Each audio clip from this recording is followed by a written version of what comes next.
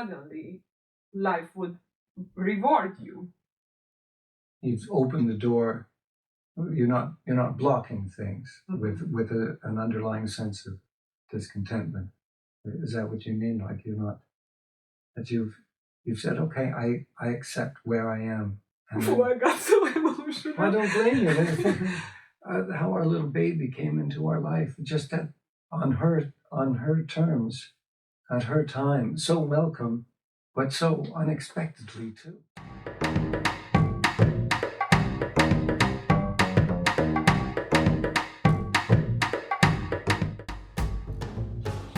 You always do this from now. I love our theme music. I can't help myself. Welcome to episode 2 of Lemon Water Chronicles. Good morning. or afternoon, depending on where you are. She is Edina. He's Rob. I will often call her Édes Burgonya, though. What does it mean? Hungarian for sweet potato. I know you're all going, but that's what I call her. Yeah. But if you hear that, that's what that's all about. We're doing something a little bit different today. Well, for one thing, this is the first episode where we've drawn a topic from Grandpa Fred's hat, and we released that on Teaser Tuesday, and it's a doozy. And it's also the first episode that we're going to try to time. Yes, isn't it? With my old school kitchen timer. I love this thing. I'm putting on a, how do you say that wood thing? A post. Yeah. In our kitchen, and it's quite loud. So I'm setting 50 minutes. 50? 50. All right. Yeah. Our first episode was like 22 minutes. Yeah, because it was just a small introduction. An introduction. Okay, this is the maximum. We don't have to fill it. But today topic. This is going to be like 60 minutes, where every once in a while we flash this time. It's big. It's loud. Are we going to hear this the whole time, or people going to think there's a bomb in the studio? We will see. We'll see. We never do tech runs. We're winging it. We can put a hat or something in it, or put there if you want. I can hear that. Even I can hear that. Just keep going. And now a few jokes to fill this time. No. What is the topic? Oh, today's topic, and here the piece of paper is still here from Teaser Tuesday, is, I'll let you do the honors. Yeah, okay. Vibration levels, hormones, and emotions. But I was thinking how we can really define this topic, and it's really all about happiness. What does it mean, happiness? And when someone asking a question like, "Are you happy?" What would be your answer? Yeah, well, I'm happy. I hope you're happy too. David Bowie's song. David Bowie's song. Yeah, it's really what everyone says they want, but how often do people actually focus on trying to make themselves happy and looking at the things in their lives that might be preventing them from becoming happy? This topic, which we said was a doozy because it is, ties together the work of two Hungarian-born authors whose work we really admire, Gabor Maté, or Maté Gabor, depending on where you live. Gabor Maté, if you are saying in English. Yes, Gabor Maté. There, I've said it in English. Because it's two names, so, Gabor and Maté, yeah, it's not one name. It's not like Madonna or Prince. Oh, but you could say Peter, Paul. It's like you don't know which one. Oh, it could be either way. Okay, there's someone out there named Maté Gabor and someone else named Gabor Maté. Yeah, all right. This is the author who has worked in Vancouver for a long, long time, working with palliative care victims and Skid Row addicts, and has some very fascinating insights into the nature of emotions and addiction. And how you can create a happy family. Exactly. Yeah, he writes about family and raising children too. And neurodivergence too. He gets into everything. And he's not just preaching this from on high. He is very candid about the fact that he's struggled with addiction himself, that he's struggled with being a less than perfect parent, and he's very, very candid about the problems and the struggles he's had. So his words really, really resonate. And the other author, is Ernő Dittrich. We mentioned the last time in the Tuesday teaser that we translate his book. It's next to me. I will use a little bit when we are getting into the topic. But I'm curious, what is happiness for you? What does it mean? And after I will say my definition. I don't know, at various times, happiness has meant to me the absence of things that could detract from happiness, like freedom from stress, freedom from habits that you want to break but you can't, and freedom from loneliness. So, but happiness is more than that. It's a feeling, like all emotions are feelings, and feelings that you can actually sense throughout your entire being. Yeah, like, do you think that it's you are continuously kind of happy? There is underlying happiness inside you, and of course feelings are coming and going away, or is just comes and goes? I think you can be happy on average, can't you? Like, you can have ups and downs and things, but your the thing to strive for is having an average mood, your basic mood that's happy, content, and free from vexation, free from things that bother you. For me, happiness is something that I am responsible for, and of course there are external effects, but basically I am the one who deciding whether I'm choosing to be more happy or choosing to be more angry, sad, frustrated, whatever. And I'm quite a tempered person, so for me it's a little bit more work than for Rob. But I think you can feel happiness inside you if you know yourself, you're true to yourself, you love yourself, and you are honest with yourself and to the world. So it's a lot of components, but basically, if you have this, even if a problem is coming, then you can able to solve it because you feel you are well equipped that you can deal with this problem, and you have a basic trust in life that you don't feel like life is a horrible thing and you are just a victim of it, and so on and so on. One more thing I really would like to mention about these two wonderful writers, without diving in this topic, that most of them saying that the basis of happiness, of course, are rooted in infancy. So if you are a happy infant, then you learn to be happy. If you are accepted, welcomed, and loved, then you feel accepted, welcomed, and loved in the world, and you will have more trust in the world. So that's why, they say that the basis would be put down within 3 years. Of course, after you can change it, but it's lots of work and tears and therapy. Yeah. So as parents, we have a responsibility to make sure those first 3 years especially are golden, and that the child grows up in an environment that's conducive to happiness and authenticity. I think is what you were touching on in your interpretation of happiness. And coming from you, that means a lot because you're probably the most authentic person I've ever met. But it's powerful to think of happiness as being connected to authenticity. Because if you're an authentic person, then you're comfortable with being yourself and reacting in a natural way to situations. That situations don't take you outside of how you would like to be. Yeah. You are safe if you are authentic, because even if something is coming like a tsunami, you know yourself which tools you can use against it. You can run away if this is the best, but you can just maybe cover yourself, keep it low, and after, like a phoenix, just reborn. So this is the main thing, that if you accept and love yourself, which is a big thing, it's not evident, especially if your childhood wasn't ideal, which is very unlikely. That you would have an ideal childhood. Yes. Yeah. What did Ernő say in his book? Maybe 1% of children have what he described as the perfect, stress-free. They're welcomed into a loving family, and happy pregnancy. Happy pregnancy. They're wanted. It's not a stressy environment with the anger and shouting and how the infant born over medicalized or not, and lots of other, and the attention that the parents can give to the infant, which is in a capitalist environment, is not really possible. So lots of components, and we will talk about in the parenting episodes.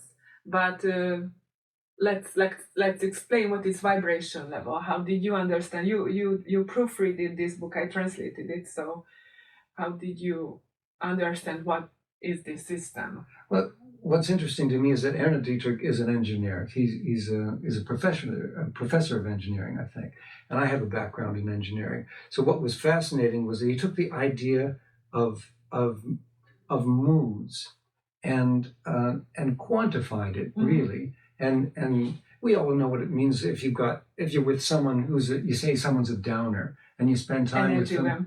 Energy vampire. Yeah, exactly. You spend time with them, and afterwards you feel like taking a shower. You just you want to do something to sort of get yourself back up to your normal place. And conversely, you might run into someone who's just really energetic and happy, and they're interested in you, and talking to them just elevates you, makes you feel great. Well, what Ernő does is he actually quantifies that and defines various levels.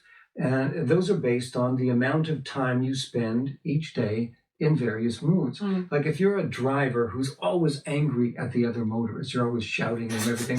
Yeah, so every time you're driving, you think the other motorist is an idiot. And you're spending an hour in a day in your car. Well, that's a certain percentage of your waking time spent in an angry state of mind. And that brings you down to a certain level.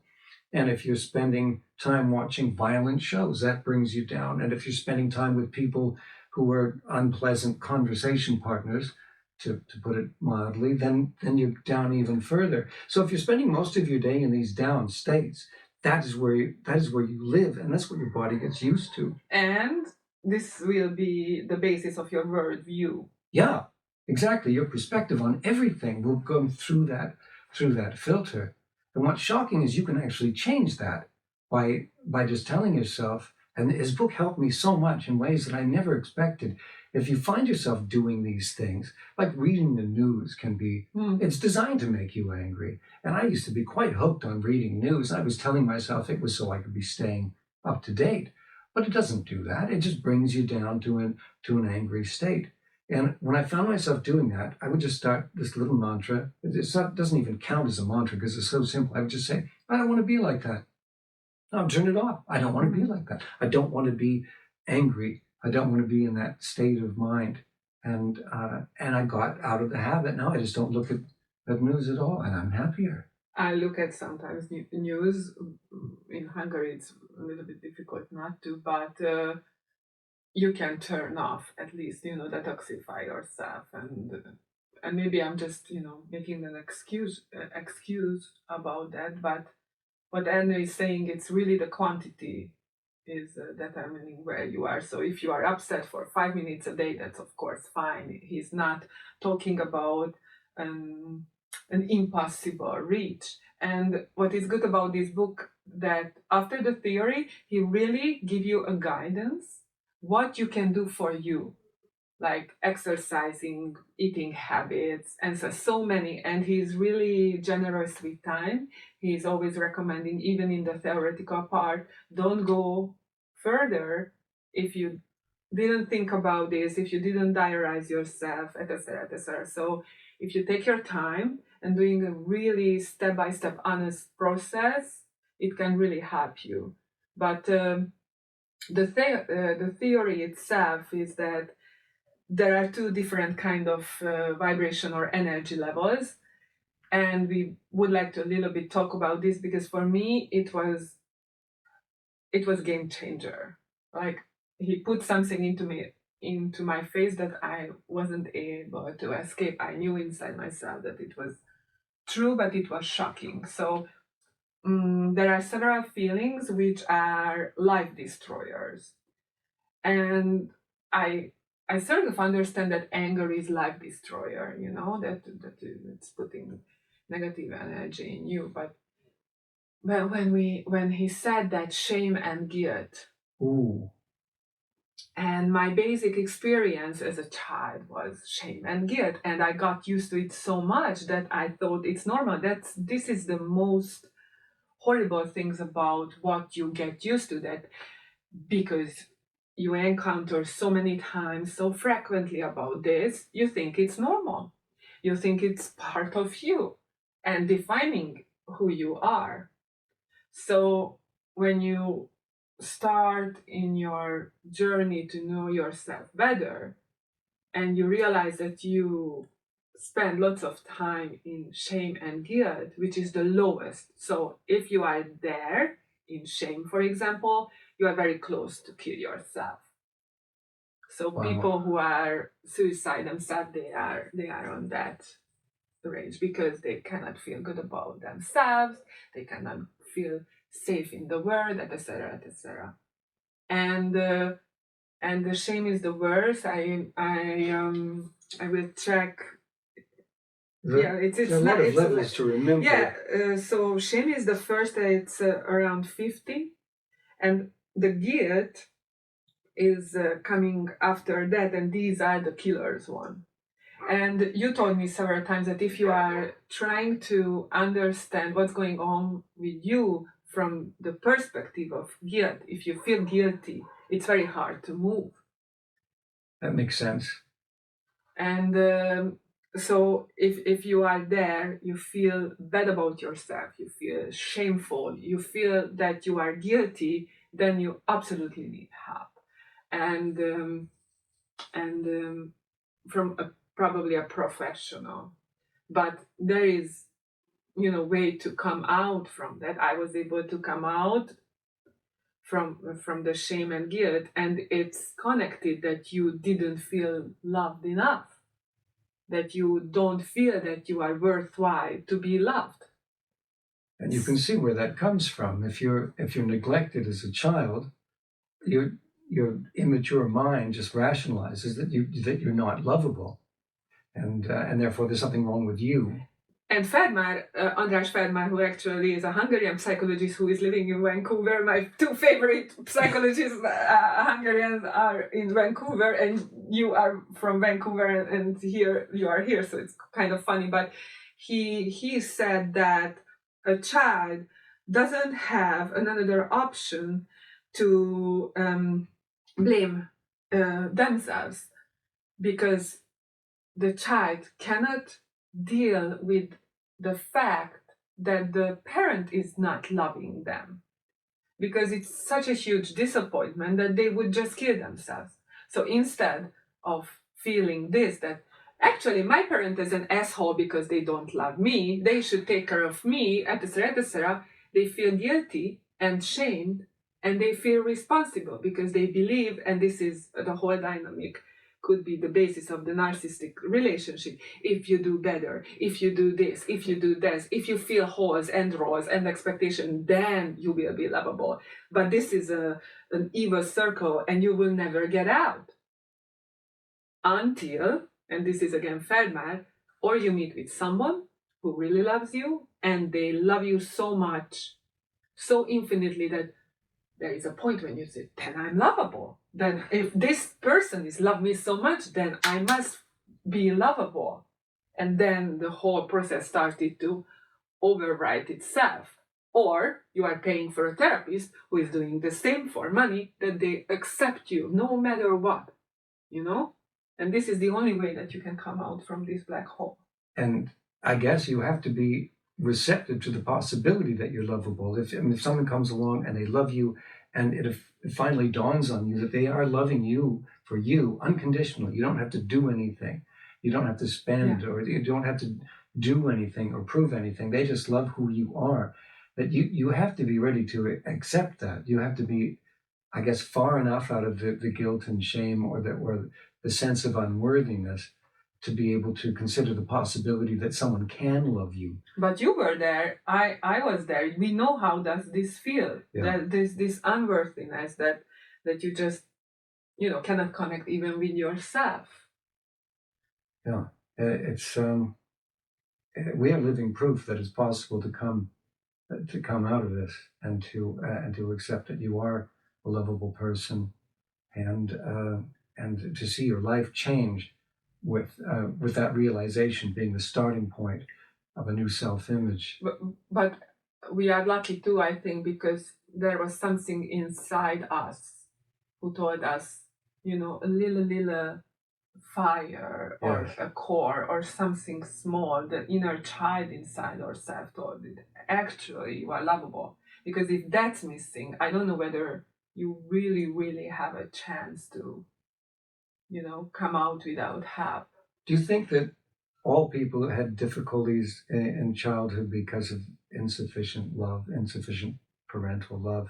They have something inside them, some core, some little flame, as you describe it, of ego that says, no, I am someone, I am worthy. There's some part of them that never can be extinguished until the person is extinguished. It says that they are worthwhile. Or in some cases, in some people, is that just so far gone that they require extraordinary measures to be rescued? B. I would vote for B. I think not everyone is so lucky to have the inner flame, and it's something that you're born with.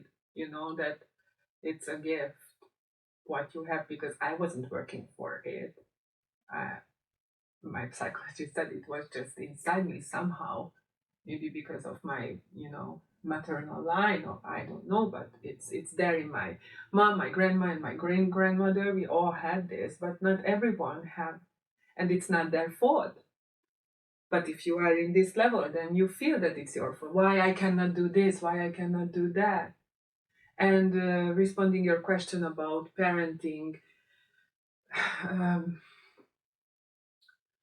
it's your responsibility to accept your childhood, that it wasn't perfect. But you have to be very honest whether your parents really did everything what they could. Because if yes, then it's easier to forgive. If they wanted to hurt you, it's very hard. It's a different story. Mm-hmm.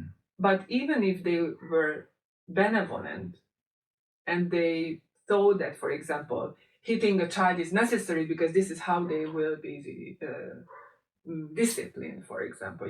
This is how they learn the rules, and they believed in this. They were benevolent because they wanted that you would be an obedient thing, which is not really nice, but this was their belief. They were trying to do the right thing. Something to raise responsible adult.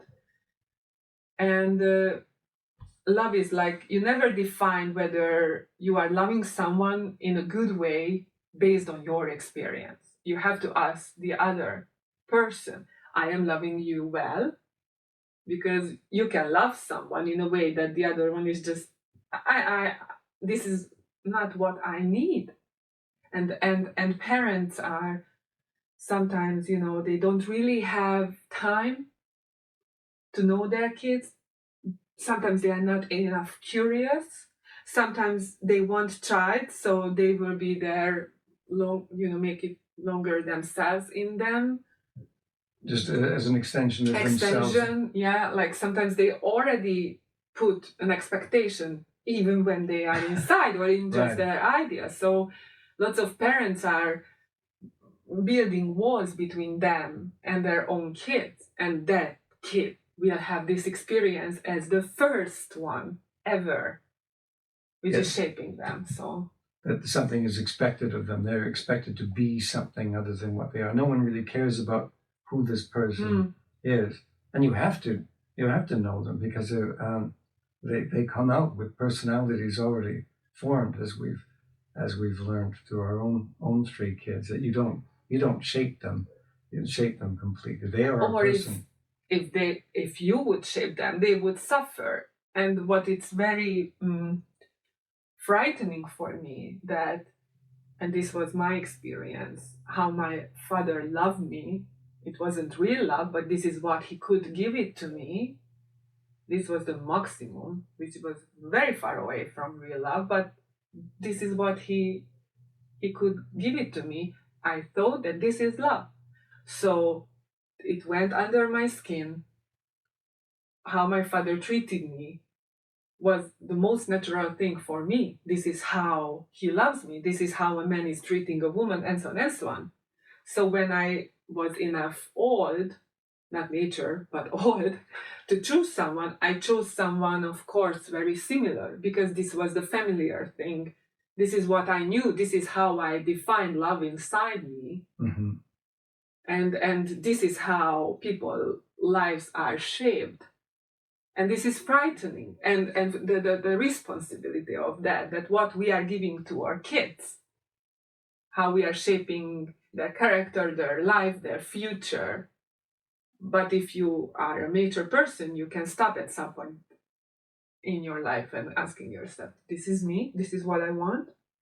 And if you are hesitant, you should go somewhere and ask help. Do you think people can distract themselves to the point where they're not able to see the need to ask that question? Like, if maybe inside they know that there's a problem, but they're so embedded in watching series or workaholism, just anything to avoid addressing those kinds of questions that they sense in the back of their minds are there, that there's some sort of problem that's going to take a lot of work to resolve and is going to be very painful to face. So we have all these things available to us to distract us. This is what Feldmar, Maté, Gabor, and Ernő is saying, that addictions are fillers. They want to fill the hole inside you that your parents couldn't fill it up. So it's a hole, which is you are a little person there, end of the hole, screaming, crying, and you start to develop addictions. Some addictions are welcomed by our society, like workaholism. Mm-hmm. Drug addiction is not, but they are the same in a different end of the spectrum. And the internal reward system is the same, isn't it? It doesn't matter if you're talking about shopping addiction or reading addiction or the ones that are seen as noble, or the ones that are seen as really low, like alcohol or drug addiction. Inside the body doesn't care. It's the same hormonal reward system that's going on. And the hormonal reward system is fascinating for me, that your body is a huge laboratory where there are constant chemistry experiments, and it's making your own hormone cocktail based on your vibration level. And if you are always angry, this is your main feeling, what you are spending your day, your cortisol is extremely high. So it's, over and over again, you are in the same loop. And if you are happy and you are full of endorphin and oxytocin, then you are bonding, you can feel and give love. So you not just have to change habits, but you have to break your own freaking chemistry. And this is what the book helps you to induce these, step by step, because it's very, very hard work. So of course, here are things like fatigue, sorrow, and what it's very generous from this theory, that even you are stepping from guilt to fatigue or fatigue to sorrow, then you start to develop. And people are saying, oh, why you are like this? Because you cannot have more. You always have to measure based on your own journey. And so after fear, there is desire, where this is the addictions. This is the hole, which is, doing this video and you're just putting more empty stuff in it because you don't know how to fill up. Junk food or online shopping or whatever. Whatever. It really could be whatever. And after, the anger is coming. And very, very interesting for me was pride. Pride is the last life destroyer energy. And lots of people would consider as a positive thing. I'm proud of myself. I'm proud of what I've done. Nation, but this could be very, very empty. Because it's just, make your ego fatter and fatter. But this is just a huge ball which could be, could just, how do you say when a balloon is just bursts and... Yeah, like it's easy to shake it. because this is just an empty growing. Lots of time in the pride level, we can find our best friends, the narcissists, who are really able to mask themselves, grow their ego self super big, which could be admired. Mm-hmm. But inside themselves, again, they are full of empty holes. They are very, very small kids who weren't loved. So instead of developing a mature, healthy self, they are developing a fake one.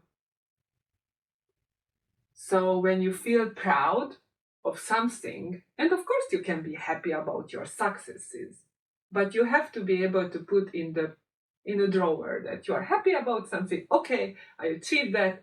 What's next? And it's not like addiction, like I'm collecting more success, because this is not, I think this is not the goal of the life. But if you are okay with yourself and you're doing what you like, it's almost, this is your religion, that it's almost inevitable to be successful. But you are not doing for success.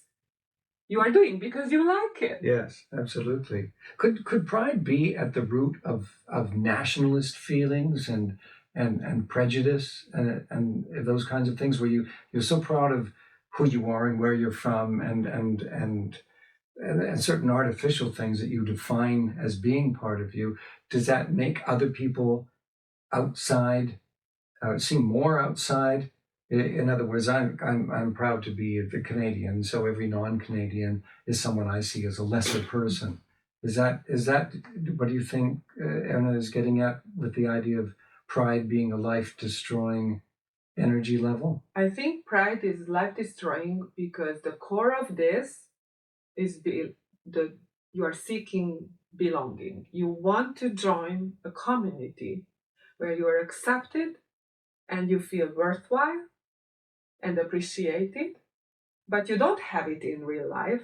So you're doing this, Jesus. So really, the Hungarian is the most empty pride nation I ever seen. Sorry, but of course I don't know all of the countries in the world, but this is a very real experience, that we are just loud about being proud of our nation, and we are very proud of our Nobel winners, but no one is saying that actually they can have this Nobel Prize because they emigrated to freaking US or Sweden and then they got the Nobel Prize, because here everyone is just pushing them down, being jealous, angry, and so on and so on. So if this could be a real monster, just blowing it up like crazy, mm-hmm. but it's empty. It's if you are doing this, it's just, it's loud and empty. So that's why I think it's life destroyer, because it's really able to fool you. Okay. That there is a twist in it, that it's almost a positive thing, but if you see the core of it, is almost nothing there. It's coming from insecurity. And this is the thing, an insecure person can blow themselves super big for the outside world, but every night when they go to sleep, they go back this small thing. So every day they are doing this work, which is eating them up. Must be exhausting psycho-emotionally. Wearing a mask constantly, it's horrible. Wow. But beyond that, you get into more positive energy levels, according to Ernő, where you can... one of my favorite is the first one. So if you are able to switch from pride to courage, I like courage. So the courage is the entry level of being happy. Courage, just general willingness to try things, or confidence that things will go well. Because there's a certain negativity with people thinking you say, well, why don't we try this? And I say, oh no, it'll never work. That no, don't bother trying that. It won't work. Is courage what it takes to say, come on, let's try putting the couch over there and see how it looks. Yeah, I think there is trust there that no matter what will happen, I will have a benefit from it. Even the outcome would be exactly the same what I'm expecting. But you know that you will have something from that. And for me, lots of people are saying that I'm brave, but I'm not brave. For example, I'm not jumping anything higher than 2 centimeters or half. I've seen you jump at least 20. Okay, that's sorry. I didn't mean to show that to you. Trying to think of something else. This is the maximum. But for me, being brave is when you're taking risk. You don't know the outcome. And you do it anyway, because you know that if you stay wherever you are, you would be unhappy. You have to move from this stage to generate change, and you accept the chaos of it. Is courage then sort of also a willingness to make mistakes, to accept any outcome from something you try? And if you make a mistake and you have negative consequences, then you can learn from it and use it for your own benefit. A new iteration, something new to try. Yeah, and being brave is, again, for me, is true to yourself. No matter what other people think about you, no matter what people are saying that, oh Jesus Christ, just don't divorce. You are harming your kids. You are destroying your life. You would be a single parent, and so on and so on. Because tradition is saying this, so just don't move because this is safe. But safety means nothing. Safety means like a lake, which is not moving. You are just slowly dying, as you generally saying this. It's kind of an excuse, a little box you crawl in to say, I'm doing the safe thing. I'm protecting myself. Yeah, and I don't know why Feldmar is coming so much in my head today, but he said now or never in his book Now or Never. That's a wonderful book. And he said, when someone is saying that, oh, I don't know what to do, they are not enough brave to tell the truth. Everyone knows what they want. They are not enough brave to be transparent. So this is bravery for me, that you are willing to shake yourself from this constant, this not movable phase, because you know that this is not enough good for you. But you did too. You moved several times, you divorced several times. So how does it feel when you just don't know what will happen, but you know that you have to go? Yeah, I know. I don't feel like a particularly brave person either. I can jump maybe 40 centimeters, but it's still, people have called me brave, but I never felt like I was brave when I was doing things like that. It felt necessary. There was something, maybe the same thing that helps a child realize that they are lovable, even if they're getting evidence to the contrary, is the same thing that will tell you that you need to get out of a situation that is hurting you. And of course, it's obvious when you start to fantasize about faking your own death just to escape your relationship, then you've got some pretty clear evidence there that something needs to change. And I guess the courage builds to the point where some sort of action is inevitable. Then the courage is the point at which you start to take some sort of action, and you maybe close your eyes and just run through the fire, not knowing what's on the other side. But you know that you have to do something. It's better than staying there and watching yourself burn. When we meet, it was kind of exactly the same situation, that no one could guarantee that, for example, or my 2 kids would accept you. So I felt that we are, hand in hand in the top of the Niagara, which is the most horrid image ever for me, and just jump to it and trust that we will come up and be able to be on the coast of the river. Mm-hmm. So It's you are taking risk and the responsibility. That no matter what will happen, I'm taking the responsibility and the consequences. So that's it. That's courage. So that's when you know you're starting to live in a positive, an increasingly positive state of mind when you're at the point where and not in a pound, which is smelly and in a pound. This. Where you keep dogs? No, not that. A pond.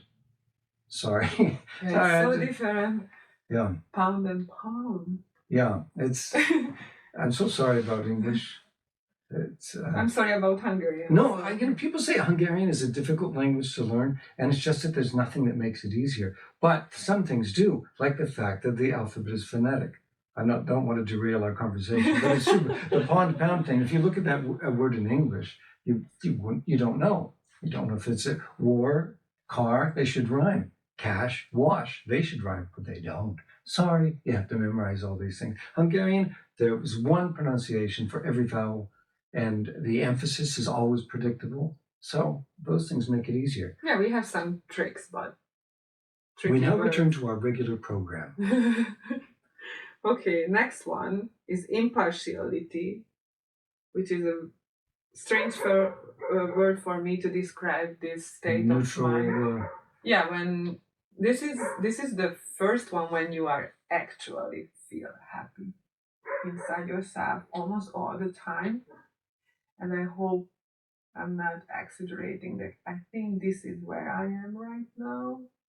Impartiality, where things can't knock you off this baseline of contentment, of satisfaction with who you are and where you are and where you're going. And you know yourself and you accept yourself, even your demons, even your pitfalls, even the worst face that you can put on.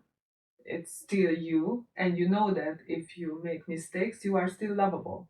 People around you don't run away because they love you enough to accept all of you.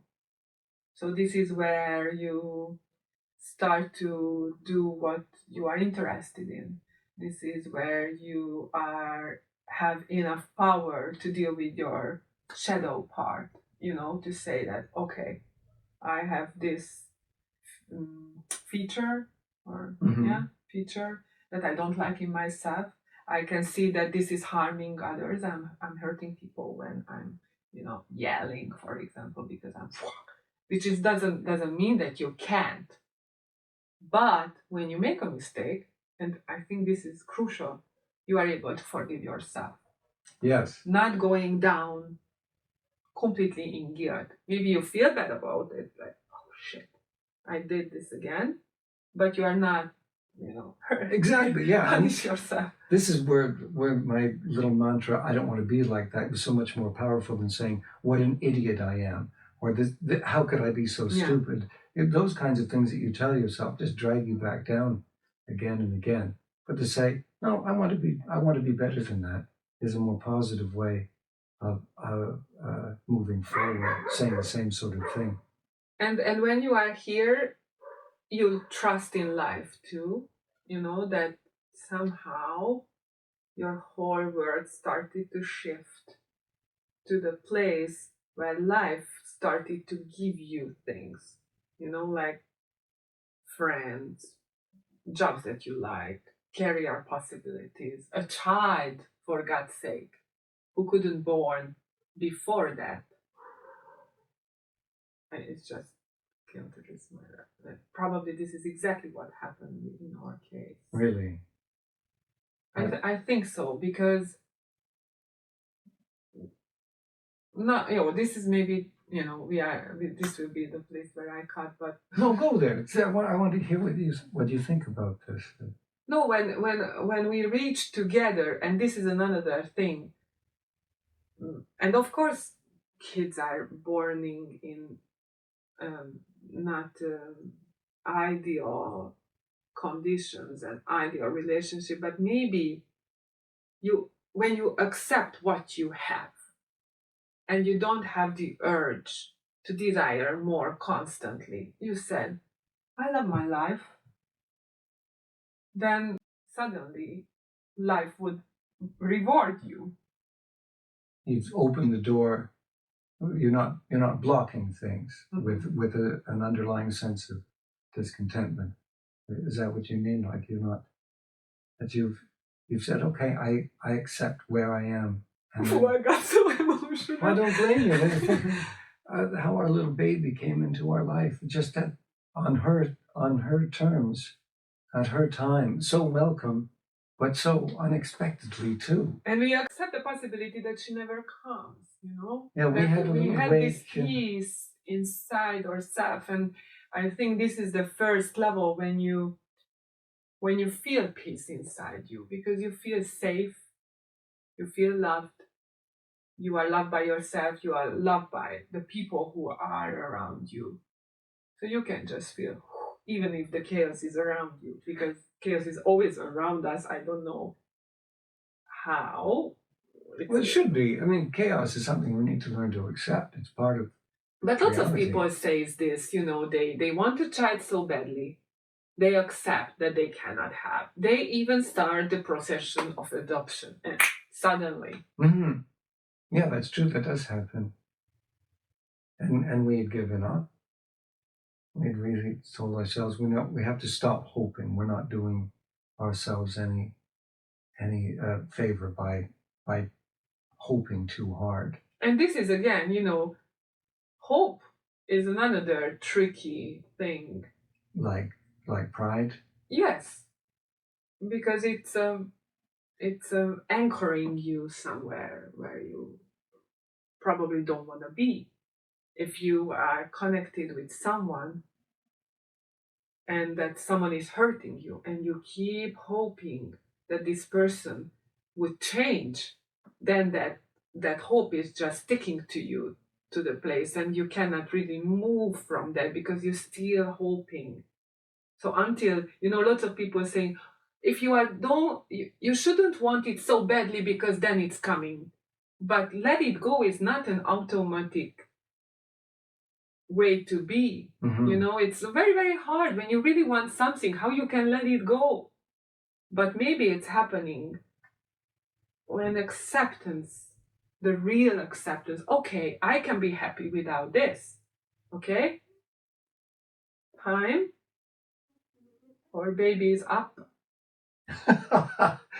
Okay. Like we said, anything will happen. Okay. So I think quick wrap up. 3 kids are outside and the little one is wanting me.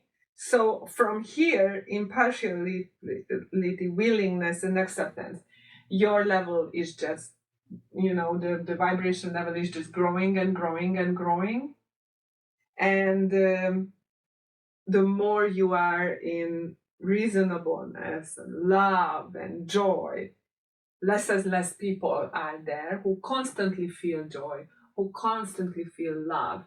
And after peace and enlightenment, not lots of people can be there, like Buddha and Jesus and people like Mother Teresa, or how do you call her? I don't know. I don't know any of these people well enough to say what their level of enlightenment was. This is what people are saying about these people, that it's just good to be around them. They bring peace and happiness in other people, and they are the opposite of energy vampires. Yeah, they make you feel great to be around them. You can't believe how chill and authentic they are. And they can be more and more humble too. They don't have to show to the world their existence. Their existence itself. It's giving healing energy to other people and other world. And the other thing which I would like to tell before we leave is that sometimes you can go higher, sometimes you can go downer, but actually you can exercise yourself to stay more in the higher place. I think sometimes I'm going to acceptance and willingness. And when you are able to really accept your enemies, and suddenly you wouldn't have them, but you know that you can go up and try to be better and better, and you go down, take it easy again, and try again. So this is not closed from you. And of course, it's very, very, very difficult to achieve enlightenment, but you can achieve happiness, love, acceptance, and you can generate these energies all the time. You are the one who can control your life. And once you've felt something like that, once you've attained what it feels like to accept enemies and not be bothered, to not feel that adrenaline rush, then you can be attracted to that, to the point where you want to rearrange your life and your mindset to put you in that place more and more often. Okay.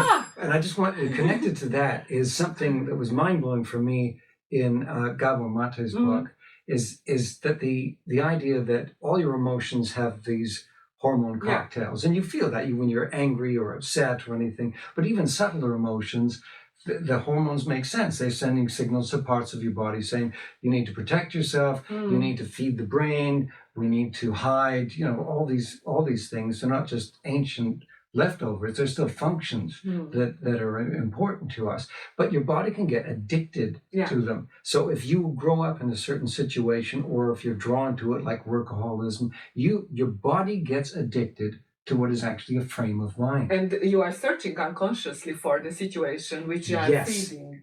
That is the biggie, is that you are unconsciously deciding, you're making decisions that take you into places that are harmful for you. And you, because you're addicted to feeling angry, or you're addicted to feeling guilty, or whatever. But when you step up, you lose lots of people who are in different vibration level. And this is a natural consequence. When you are losing your friends, they run away because they no longer relate to you. Yeah, it's an obvious consequence, because you started to feel more connected with people who are in a higher level, and this is exactly how you can measure yourself, or go to a kinesiologist. Yes. I'm not sure Who can measure through your body, because your body is the most honest thing within you, because it's reactive. So the kinesiologist is just measuring yes and no. This is one way to know where you are in this list. Ask yes or no questions, and your body reaction. And the therapist can measure where you are. Or just look around, what kind of people are around you. But people are always very self-convincing. You are convincing yourself that, this is how the world is shaping. Everyone is an asshole. So you wouldn't say that your friends are asshole. But they're just like you. We have this saying in Hungarian that you can detect a bird based on their feather, and you can detect a person if you see who their friends are, because these are mirrors, reflections of you. So this is what you can do for yourself. Good first step for people, maybe, just to look at your friends, look at the people you choose. Their habits. Their habits. Do you want to be like that? This is who you are. This is how you want to live your life. So powerful stuff. Our time is past. Our children are waiting. But anyway, the three authors we touched on are Ernő Dittrich. Ernő Dittrich, whose books are in English. Some of his books are English. Yeah, it's a life method. Life method. This book. No kickback. We don't have kickback. We don't have sponsors. And Andrew Feldmar. Another author we believe in very much, and Gabor Maté. And there are females one. We will talk about them too. Time passed. The time is up. Thank you so much for being with us. Yes, very, very much. And subscribe, please, if you want. We are not in Spotify because we are having the boycott against Spotify because they have AI military investments. So there are other reasons too, like starving musicians being among them. But we are searching for a more ethical platform. But if you watched us, thank you so much. Subscribe and stay tuned. Okay. See you next time. Bye-bye.